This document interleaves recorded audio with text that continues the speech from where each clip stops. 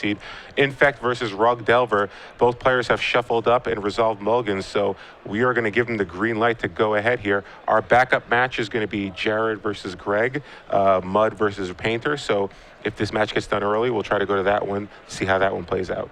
So Tom Ross leads with a Gataxian Probe. He goes down to 18, and Jessy reveals a hand of Double Lightning Bolt, Force of Will, Brainstorm, Scalding Tarn, Misty Rainforest, and a Tropical Island. So no creatures, but he does have 2 removal spells along with a Force of Will. This is a pretty powerful opening from Jessy, although Tom can navigate around these Lightning Bolts as long as he is under no pressure. So if Jessy can find a Delver of Secrets or even a Nimble Mongoose relatively soon, this is about as good of a draw as he can ask for, but those 2 bolts are not going to hold off Tom forever.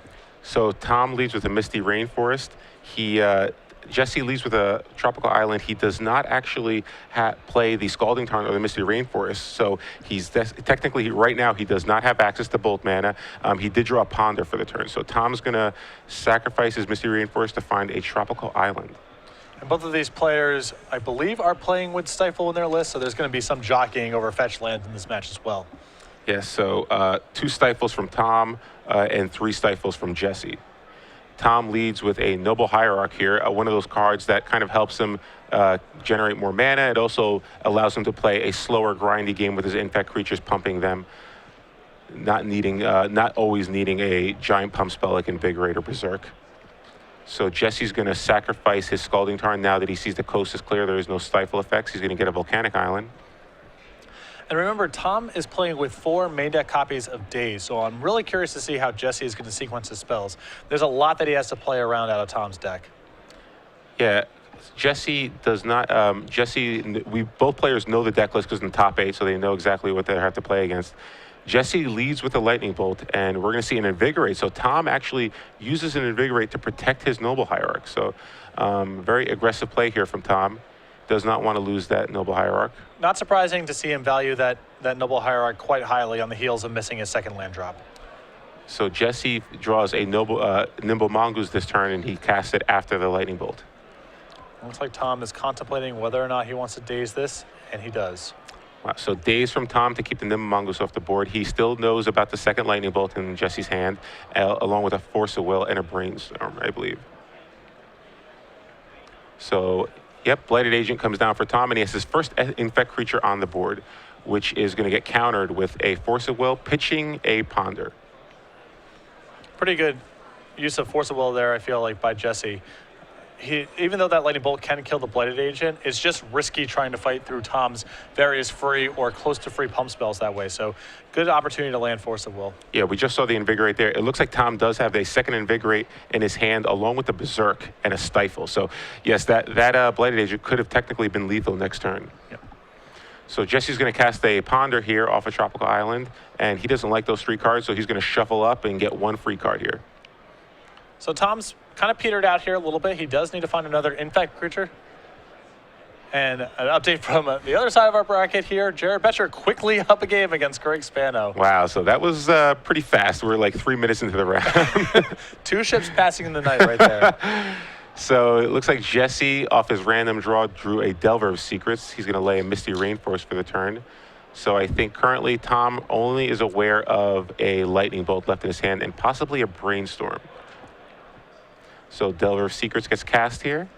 And that's a really important draw here for Jessy.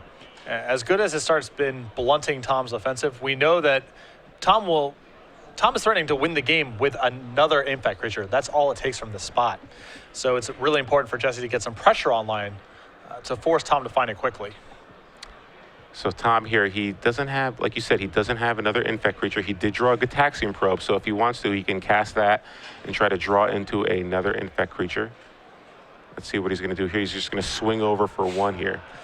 And Tom quickly on to plan B. It's going to be an uphill struggle because he did use that Invigorate, so Jessy is only at 20.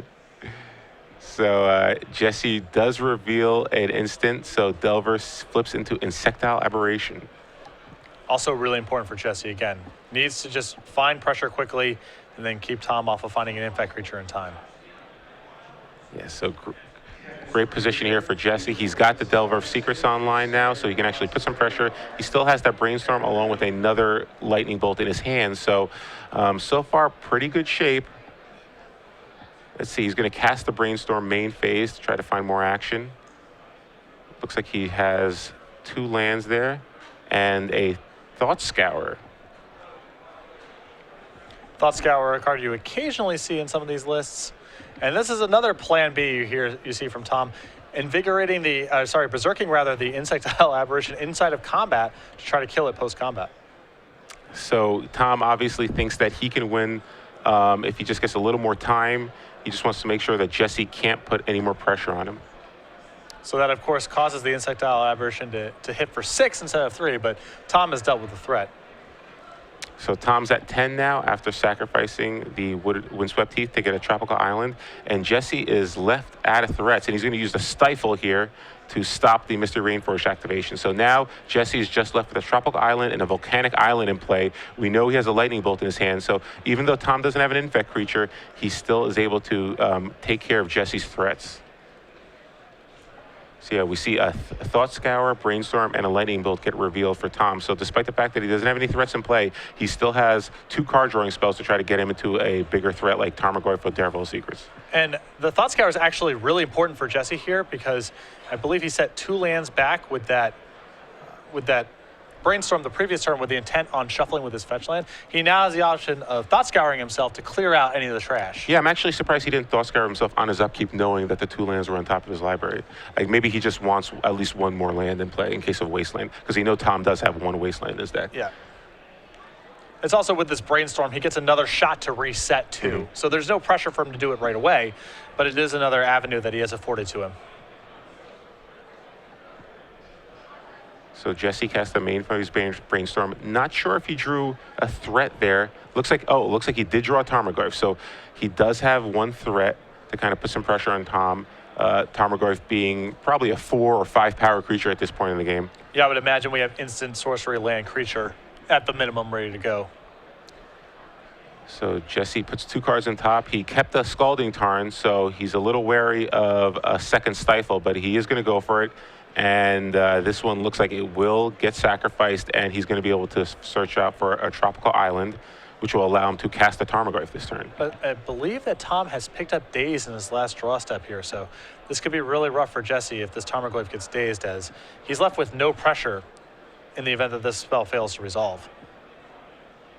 And yes, Tom did draw a Daze, so Tarmogoyf is going to get dazed and yet another threat. Despite the fact that Tom doesn't really have any creature removal in his deck, he was able to deal with now 2 threats. Actually 3 threats, I believe, from Jessy's deck. So pretty impressive, although Tom still needs to find that Infect creature. Yeah, Berserk is a little some assembly required removal spell, but it did get the job done on that Insectile Aberration. So Tom just plays a Verdant Catacombs. That will be able to find him a Dryad Arbor, so he'll be able to put a little more pressure on Jessy. Jessy's at 15 right now, so we might see those Invigorates get hard cast pretty soon. Yep. I'm not sure this is exactly how Tom wanted game 1 to go, but so far keeping his head above water in spite of pretty reasonable opening here from Jessy. And this is kind of what we talked about before the match. You know, it doesn't matter. Tom just finds ways to win. So attacks with the Dryad Arbor. The trigger goes on the stack, and it gets +1/+1. So he attacks for 2. Jessy's at 13 now. Yeah, Tom just draws yet another land for the turn. He has a Tropical Island, and he's just going to pass the turn. Jessy draws a Force of Will, so he has some permission, but again, no threat. We know he has that Lightning Bolt in his hand, but he doesn't want to use it just yet. Again, he knows that Tom has a lot of pump spells in his deck. Yeah, and I've been in this position before that Jessy's in right now. I actually got killed by damage out of an Infect deck in the Modern Grand Prix because I didn't want to kill Noble Hierarchs and such, but the damage does add up over time, and the deck plays a ton of pump spells. So eventually, those creatures get lethal. So Lightning Bolt is targeting the Dryad Arbor, and Tom did have the option of casting Invigorate, but he chose to let it resolve. And here, really good draw for Tom. He finally drew a pseudo-infect creature in a crop rotation, like you mentioned, that can be used to search out a Inkmoth Nessus. Yeah, really gives Tom's deck a whole new dimension. So it looks like Nimble Mongoose will resolve for Jessy, And a crop rotation is going to attempt to get cast, and that will get Force of Will, pitching a Spell Pierce. So unfortunately, Tom loses a land, and he's not able to search out an infect creature here. And a little too late, Tom draws a Force of Will of his own, although it looks like Jessy is out of gas. He has a Nimble Mongoose in play, but that Nimble Mongoose will get blocked by Noble Hierarch, and then Invigorate will get cast.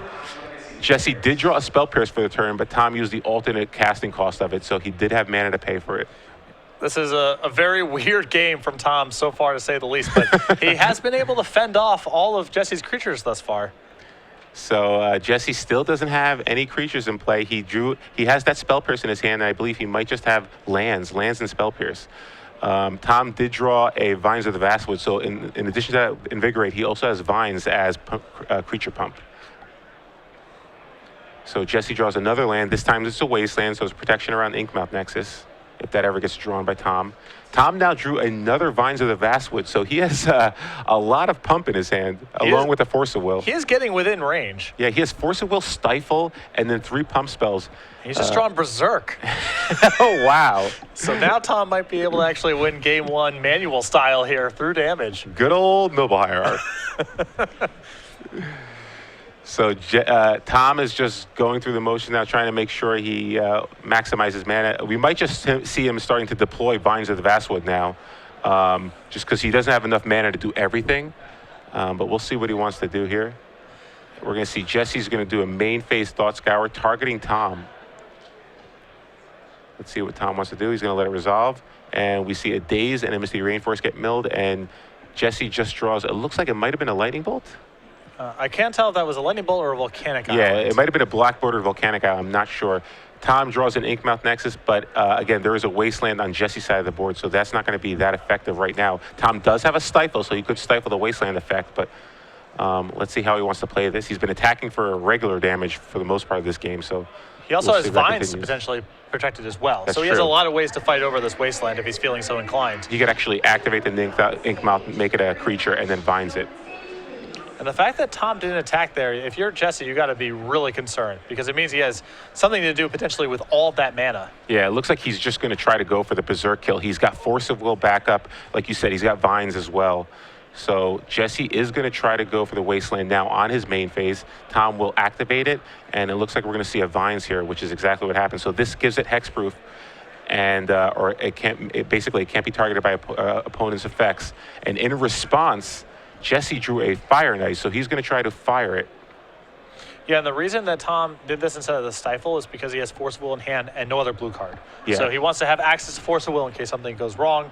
He may not have enough mana to Vines multiple times in one turn, nor the need to do so if he has Invigorate plus Berserk.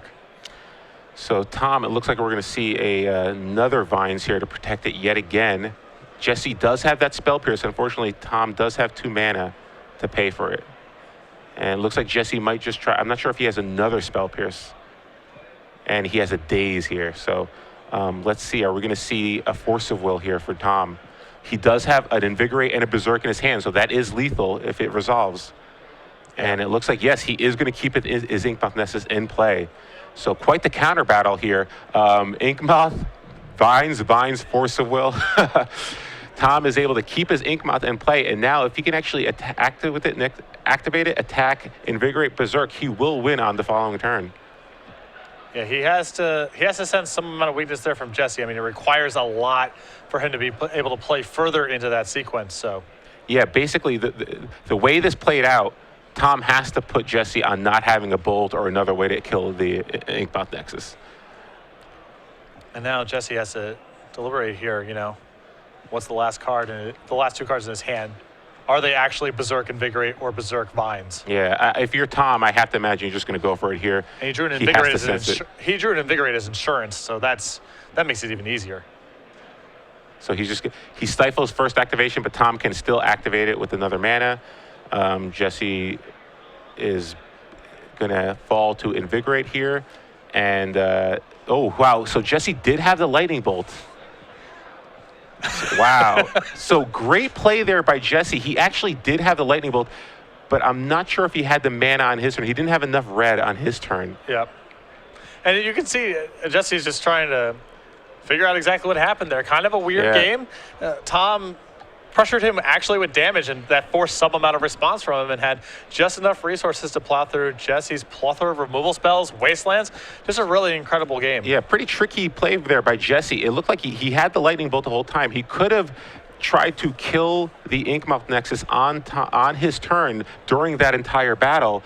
But I guess he was thinking, okay, well, maybe I can kill it when he tries to go for it, which would have worked had Tom not drawn a second Invigorate. Right, so pretty impressive sequence there for Tom Ross there. He was able to kind of switch gears, going back and forth, constantly putting pressure on Jessy the entire time. And let's also go back to some other odd plays. I'll Berserker Insectile Aberration. I'll block your Nimble Mongoose and invigorate my own Noble Hierarch. So a lot of Jesse's pressure got blunted. The Tarmogoyf got dazed. That's pretty nuts and bolts legacy play. We've seen that before.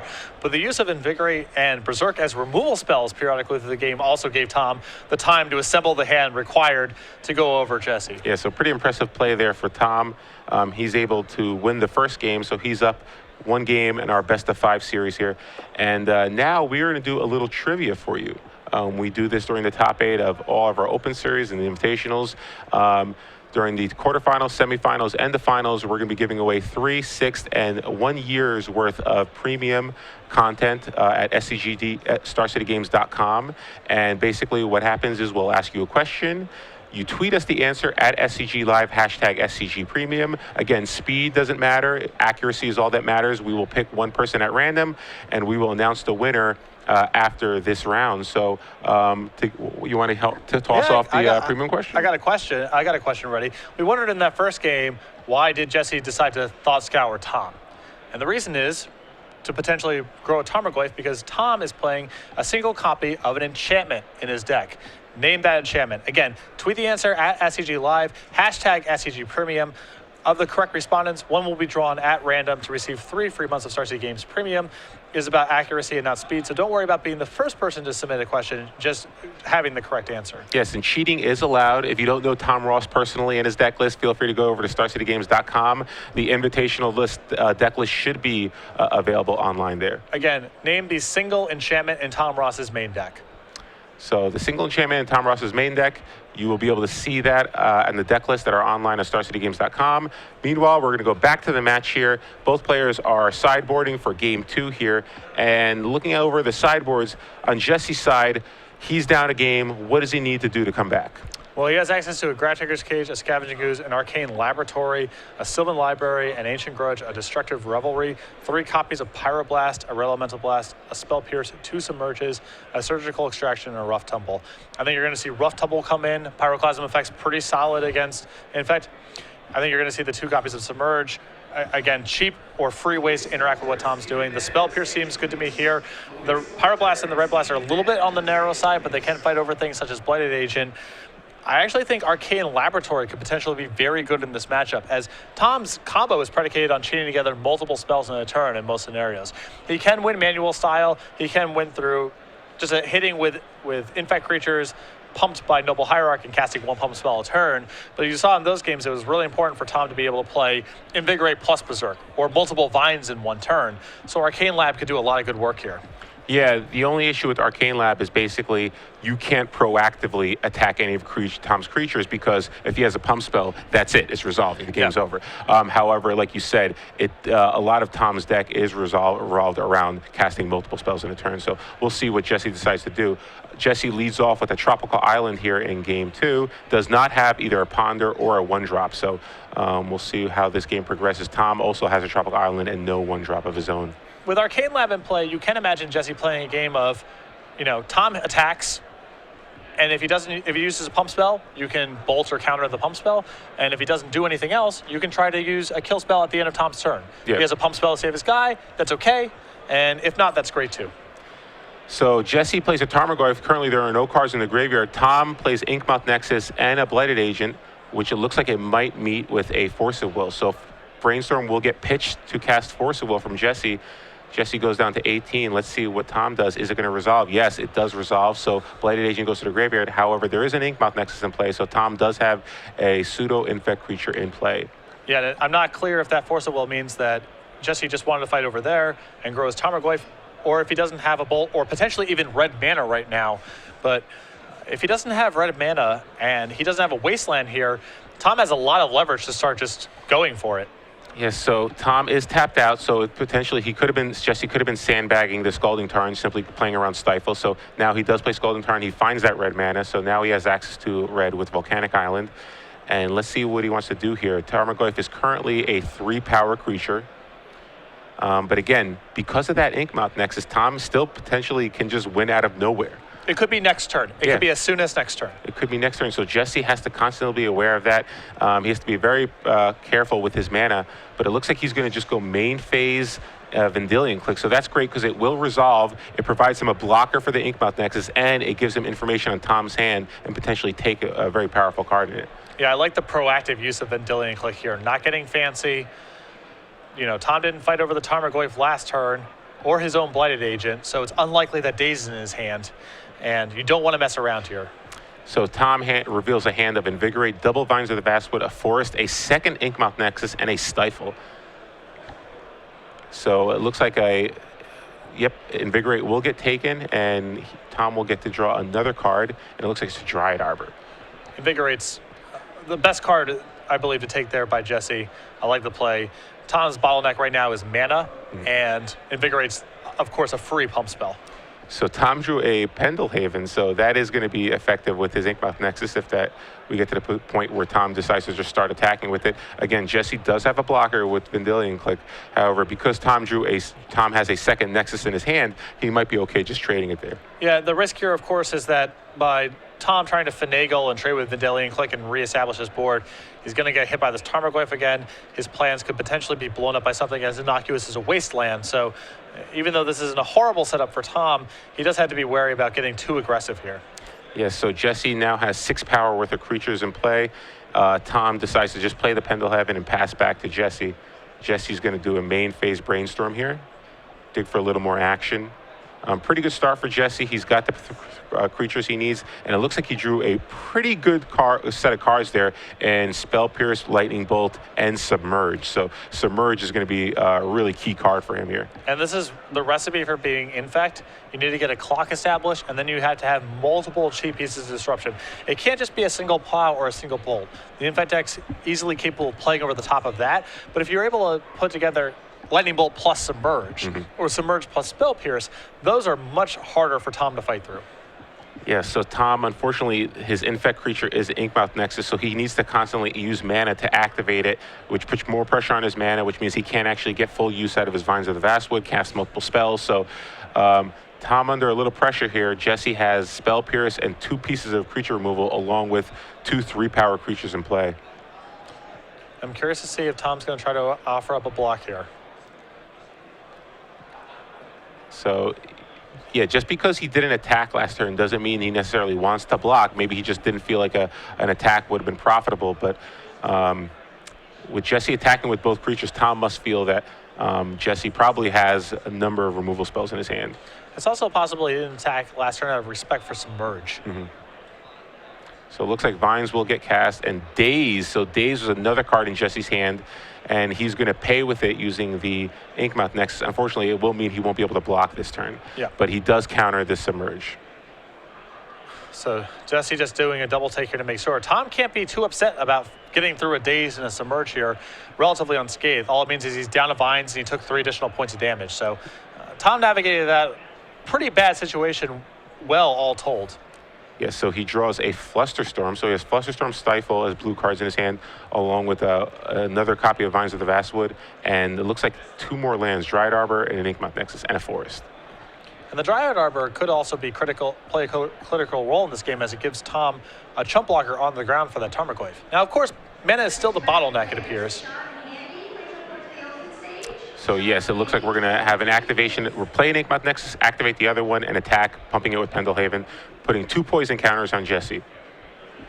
So yeah, that last play of the turn with the Submerge and Daze, Tom did, he wasn't able to block like he probably wanted to, but still, he was able to counter the Submerge, so he didn't have to redraw the Nexus. So suddenly things don't look that bad for Tom, despite the fact that Jessy is attacking for 6 a turn.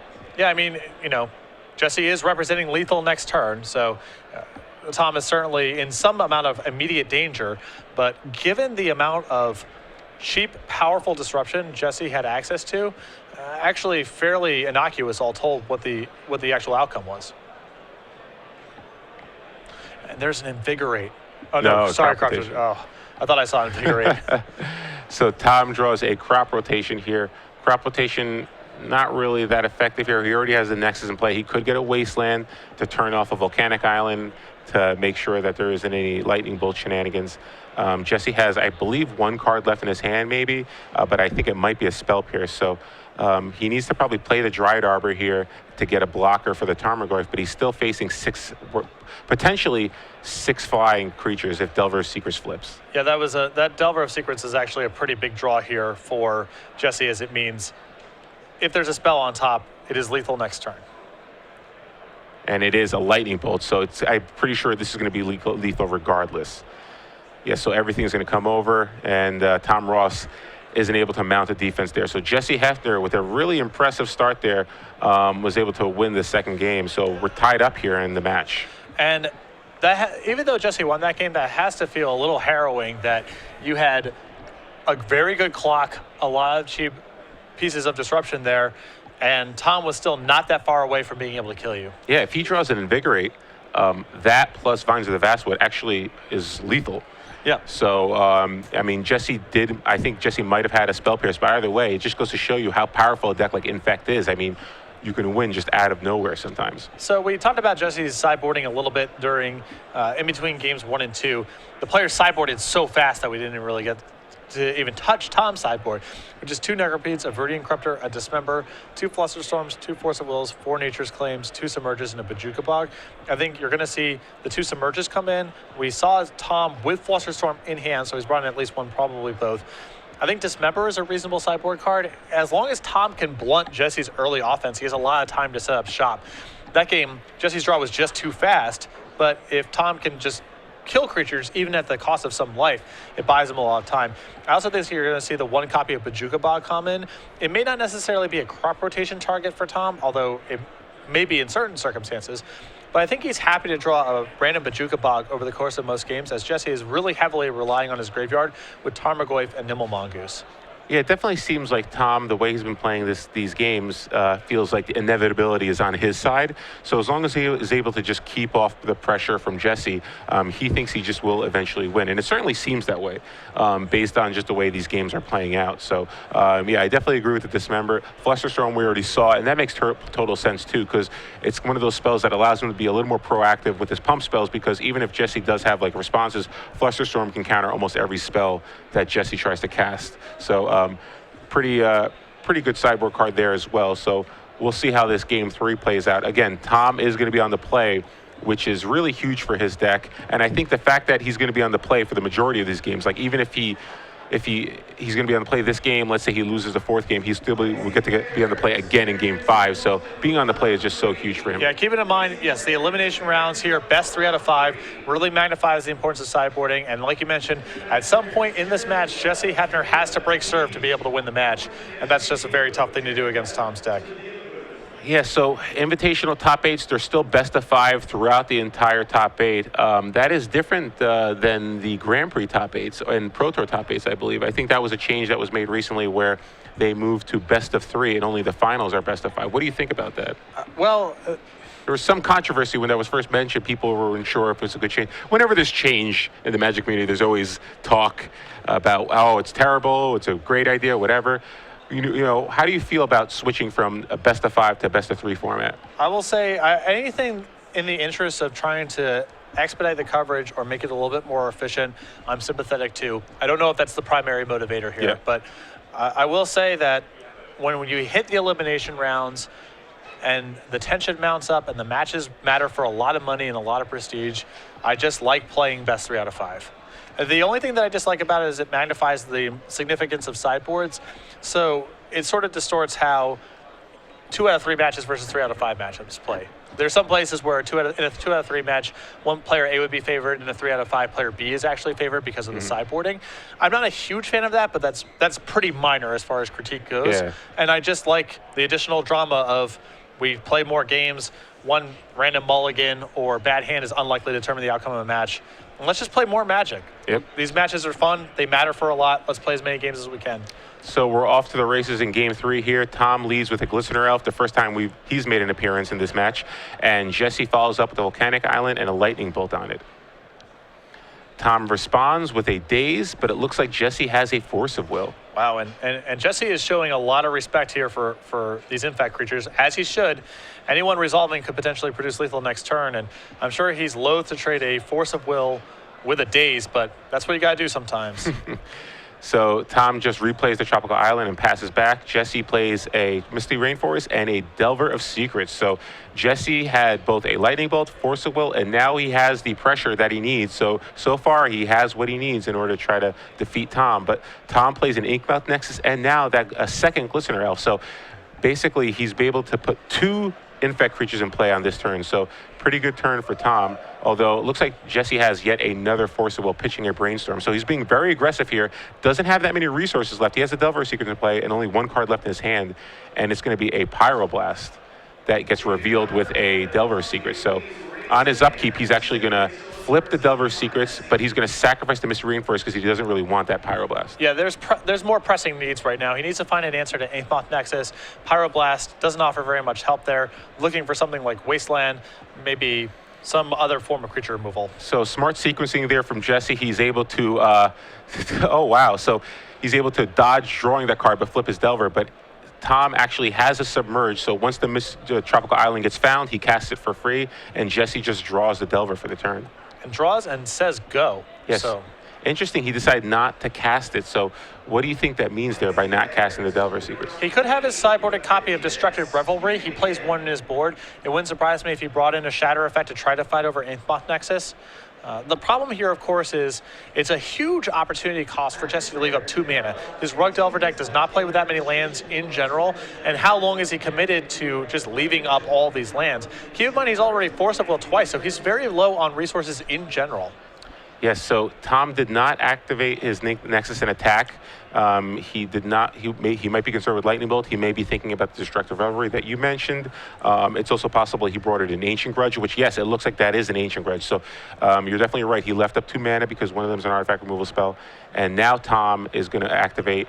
Now that there's no longer 2 mana up, he's going to activate one of his Nexus attack. He does have Vines of Vastwood now as protection as well. So Jessy has that Ancient Grudge. He's going to reveal with Delver of Secrets. It is not going to flip, so Delver is going to remain a Delver, not Insecto Aberration. That's going to swing over for 1. Tom falls to 19.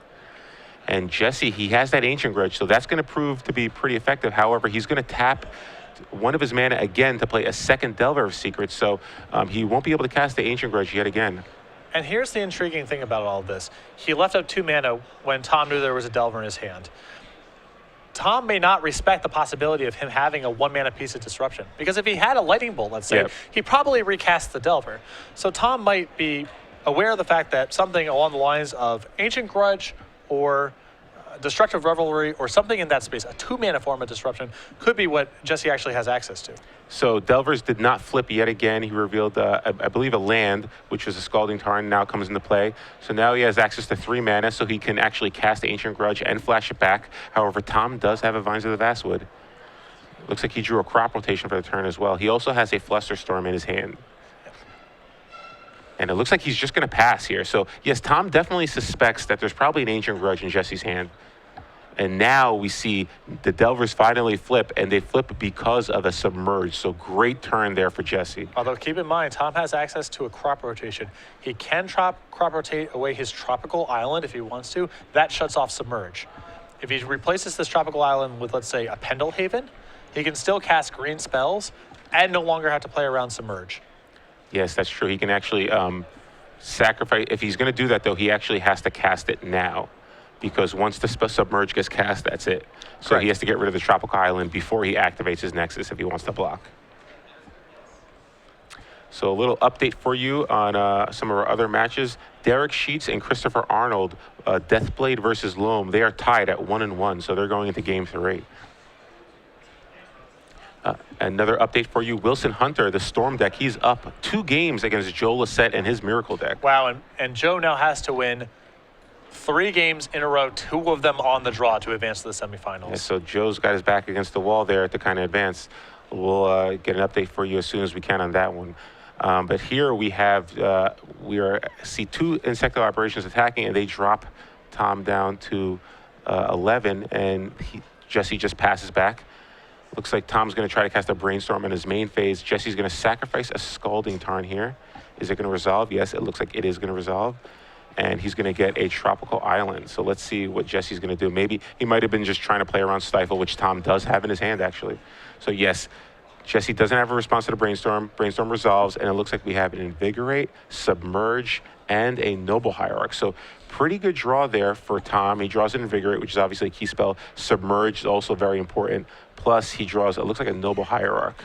The problem here, again, is that Tom is bottlenecked on mana, particularly in the face of this Ancient Grudge that he correctly suspects Jessy has access to.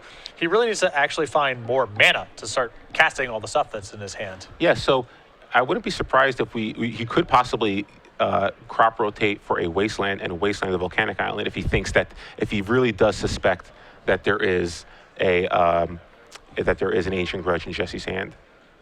And now he knows Jessy's not going to draw land because he just submerged on his upkeep. So Delver of Secrets gets drawn for Jessy. He attacks with his other insectile aberration, and Tom falls to 8 now. So Tom draws his card for the turn. Looks like it is that crop rotation. And he's going to activate it and cast double Invigorate and crop rotate in response to the Invigorate. So he's holding priority the entire time here. So there's no opportunity for Jessy to submerge. Yeah, so great sequencing there for Tom. And then he floats mana, he crop rotates in response, and Jessy does have the Ancient Grudge. So wow, interesting sequence here. I think if Tom actually crop rotated first and then activated Nexus, he might have been able to win this game. But instead, Ancient Grudge does resolve and he loses his Nexus. Now crop rotation will resolve. So interesting that he decided to activate first. I think he needs the forest in play, right? Yes. The alternate cost of Invigorate is if you control a forest. He actually had to, so he had to use it while the Tropical Island was still in play. Unfortunately, he couldn't use the Flusterstorm or the Vines of the Vastwood in his hand. And so that's a lesson for Jessy there, for future games. He can't, the threat of crop rotating away Tom's only forest means that he can't wait until the absolute last second to crop rotate, to submerge there.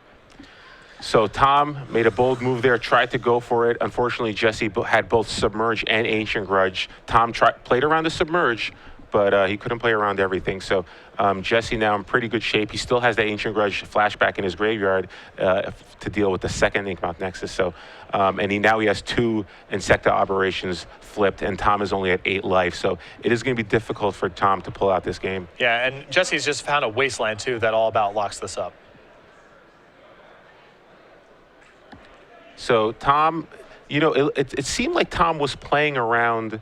It seemed like Tom was playing around some sort of artifact removal for most of the game. We saw like early on, he didn't activate his Nexus and attack. We thought maybe he's playing around artifact removal there. You don't think he's playing around Lightning Bolt, but maybe Tom just felt like, this is my moment. I have to do something here. There are 2 Delver Secrets in play. I'm probably not going to get a better opportunity than right now. Yeah, it's also, it's not 100% in that spot that Jessy has Ancient Grudge or Destructive Revelry. He may, for example, be holding up Lightning Bolt and playing around Daze. Yeah. So, it's reasonable for Tom to believe that his sequencing there is good. It's almost impossible for him to be an artifact spell, but given the fact that Jessy was applying so much pressure, and also had the option of simply holding back a Delver of Secrets if he ever feared getting killed, meant that Tom picked this spot to go for it, and Jessy just had enough stuff to fight through it. Yeah, and just Tom was a little, even if he had another forest, Submerge would still get turned on, so it didn't really matter. But yeah, there's really nothing Tom could have done in that game differently. He sequenced everything correctly. Unfortunately, Jessy just had 2 pieces of removal. So now we're moving to game 3. Tom is now down a game. The match is now 2-1 in Jessy's favor. Tom will be on the play again. However, Jessy did break serve. Yeah, so that's key. Step number 1. So a little update on one of our other matches, our backup match. Betcher and Greg Spano, that match is all tied up at 1-1. Yeah, so, Greg able to take game 2. Yes, the two ships passing in a night, the matchup that we weren't really sure how that was going to play out. It is proving to be difficult for them as well, as it is now evened up. So Mud versus Painter, we'll see how that one goes. We have that matchup evened up. We have Loam versus Deathblade. That match is at even up as well. And then the only matchup where there is a favorite is Wilson Hunter, who is up 2 games versus Joe Lissette. So we'll see how that match goes as well. But currently we are knee deep in this Rug Delver versus Infect matchup. Jesse Hefner up 2 games versus Tom Ross.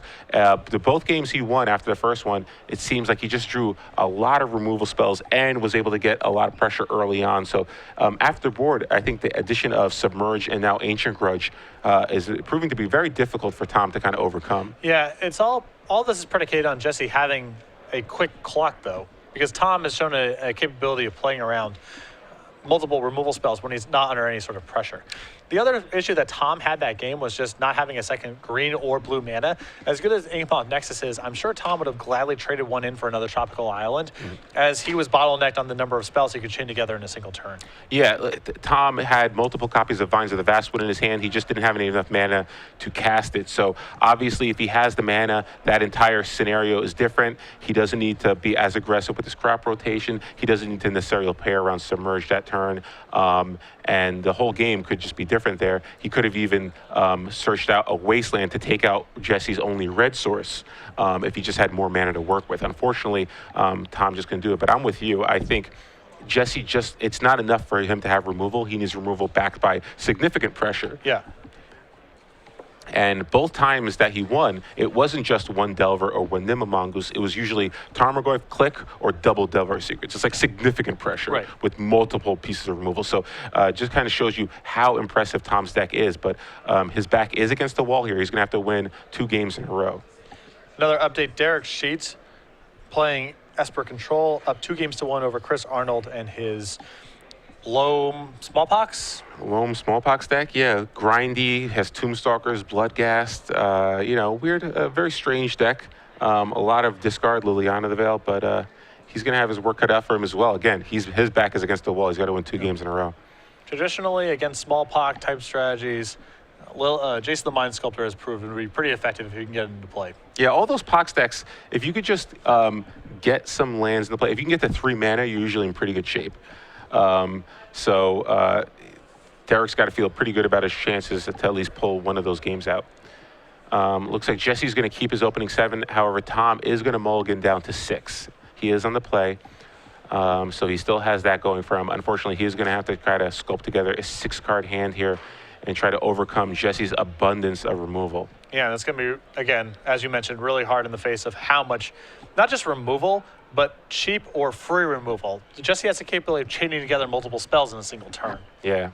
And I have to say, both players are actually playing really well. It seems like they both probably tested the night before and kind of understood the ins and outs of the matchups. We see Jesse very aggressively countering any infect creatures. You can kind of tell that he probably tested this matchup the night before. Tom, obviously, piloting the infect deck pretty well. So kind of goes to show you that both players really know what they're doing here.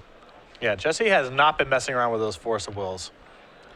So Jesse reveals a hand of Spell Pierce, Lightning Bolt, and Nimble Mongoose. So not nearly as powerful as some of the hands we've seen previously, although he does have a Wasteland, which could prove problematic for Tom, especially because of a mulligan here. So if Tom kept a hand of like Tropical Island and Spell, that could be pretty problematic for him. So it looks like he does have a Wasteland and a Tropical Island, along with a Submerge, Stifle, and a Wasteland of his own. So no infect creature currently.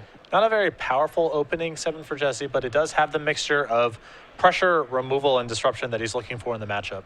So Tom sees the Wasteland, still leaves a Tropical Island, kind of baiting Jesse to Wasteland it, but Tom does have a Stifle, so nice play there for Tom, although he also have a Daze. So Jesse leads off with a Nimble Mongoose, which just gets dazed by Tom. Tom has no lands in play, but he did draw a Blighted Agent for the turn. Let's see if he's going to lead with that Tropical Island again, or if he's going to Wasteland Jesse's Tropical Island. And Tom showing appropriate respect for Jesse as well.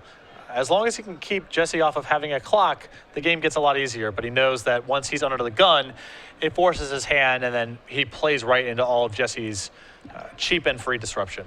Yeah, so Jessy doesn't have any creatures, and Tom, off the Gitaxian Probe from turn 1, he knows that. However, he knows that Jessy does have at least one Lightning Bolt. We know at home that Jessy drew another Lightning Bolt this turn, so let's see what Tom decides to do. Tom has that Wasteland. He might try to use the Wasteland to go after Jesse's one red source, because Bladed Agent here, probably not the best play, considering you know that Jessy has at least one Lightning Bolt in his hand. Not sure if Tom has a way to protect the Bladed Agent just yet.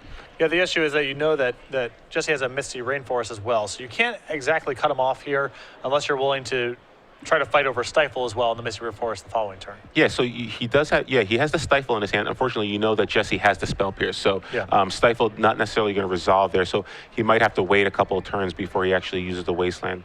But it looks like Jessy drew another sack land in Scalding Tarn. So yeah, Tom's going to, we're going to see an Wasteland activation from Jessy targeting Tropical Island.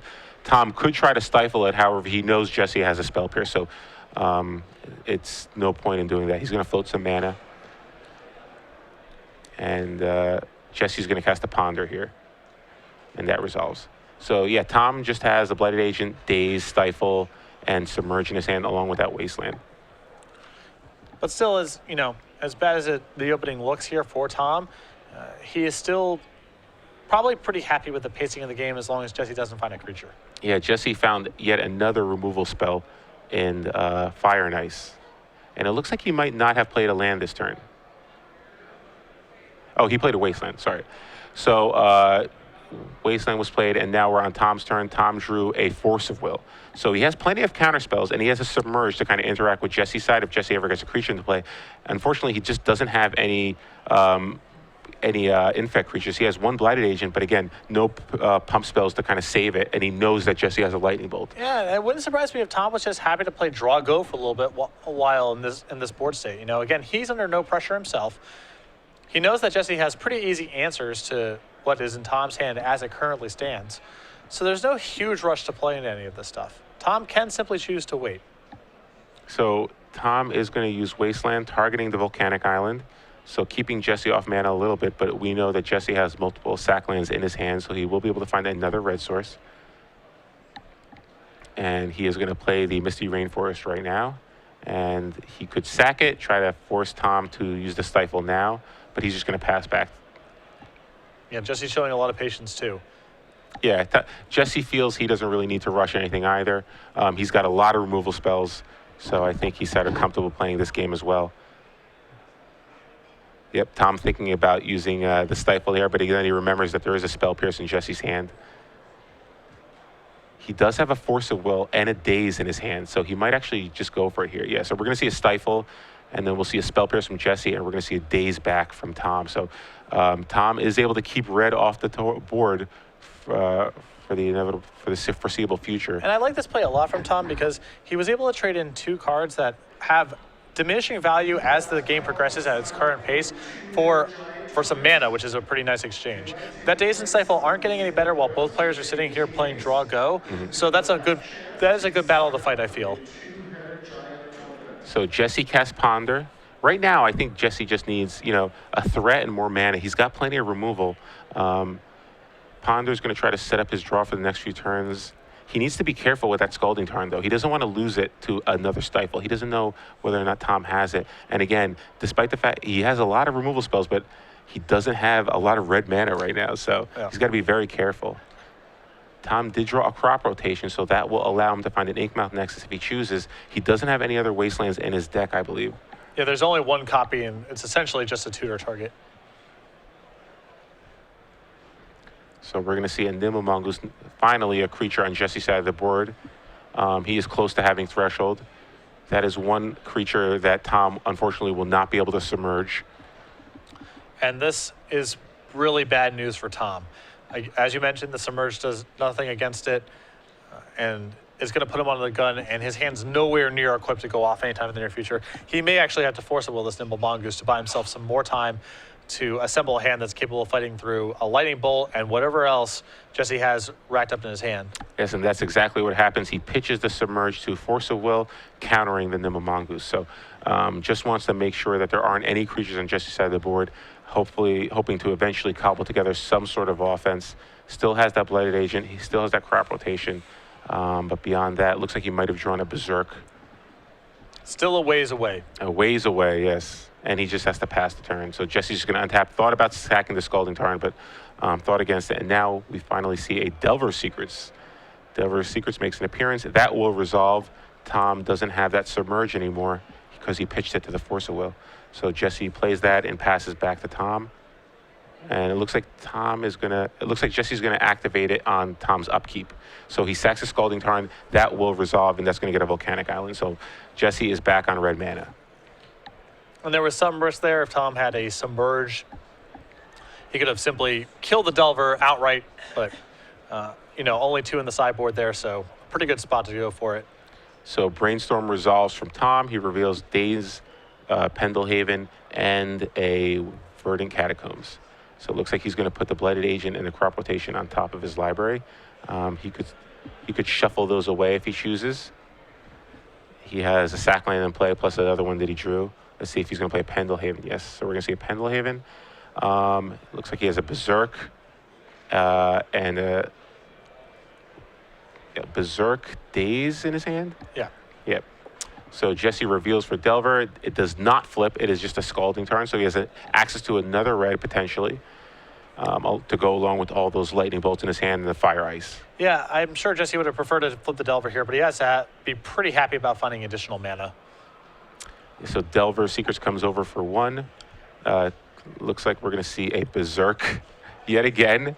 Very aggressive Berserks there for Tom, being used as removal basically. And we're going to see a Submerge. So looks like Tom's going to read Submerge to make sure it says target creature and not target opponent's creature. So, put target creature on top of his owner's library. So Delver Secrets will go on top of Jesse's library. And you could tell both players know exactly what they need in this matchup. I really like this play a lot from Jessy, as it'd be pretty easy to sit back and say, you know what? I'm just going to go ahead. I'm going to keep the Submerge. It's a great insurance policy against whatever Tom does. I can afford to lose this Delver. But he knows once he starts clocking Tom, with Tom having as little resources as he has right now, only 3 cards in hand, now going down to 2, it's elementary for him to be able to win the game from there. Yep. The biggest risk is giving Tom time to reassemble a hand. So even though it would have been very easy to just make a very passive play there and say, all right, whatever, that's fine. Jessy understands that he really needs that clock in play, willing to use a Submerge to make sure that he has a Delver to play next turn. So Tom, with just a Daze and a Blighted Agent in hand, he sacrifices Verdant Catacombs, goes down to 16, finds a Tropical Island, and he's going to play the Blighted Agent finally. And that is going to be met with a Lightning Bolt. And now Jessy will draw the Delver Secrets and replay it. Tom just draws a card for his turn, and he's going to pass back immediately. Delver Secrets gets flipped by a Lightning Bolt. So Jessy has a Chain Lightning Bolt, I believe another Lightning Bolt in his hand along with a Fire Ice. So much removal that Tom has to fight through here. Yeah, an incredible density. It's actually insane at this point. Jesse's bottleneck is red mana, not removal. Yeah. That's how much removal he has. And at this point, I wouldn't be surprised if we just started seeing Lightning Bolts coming towards Tom's face. Yep. Being at 13, he's going to be at 10 after another attack. So yeah, Jessy has more than enough burn to finish Tom off. And that is what we're going to see. Yep. Chain Lightning to Tom's face. And this is the death knell. I mean, if Jesse's willing to use a removal spell that way, you have to assume what else could be in his hand. He hasn't been really casting very much. He seemed committed to keeping that Delver of Secrets around, willing to submerge it. So Tom goes down to 9, sacking Windswept Heath to find a Dryad Arbor. It looks like he also drew an Invigorate. So he has a land, Invigorate, and a Daze in his hand. So just comes over with the Dryad Arbor, pumps it with the Pendlehaven. It looks like Jesse's actually going to target the Dryad Arbor with fire and split it between Tom and the Dryad Arbor, dropping Tom to 8. Let's see if Tom wants to actually daze this or not. Yes, he will daze it, and he's just going to pass for the turn. Oh, he will play Tropical Island. So Jessy Hefner untaps. With Tom at 9, I believe he has enough burn to finish him off. Just needs a Lightning Bolt. Do we have a second Lightning Bolt? And he does, yes. So Jessy Hefner defeats Tom Ross 3-1. After losing the first game, Jessy rattles off 3 straight wins on the back of Delver of Secrets, and multiple removal spells. Yeah, and Submerge was especially challenging.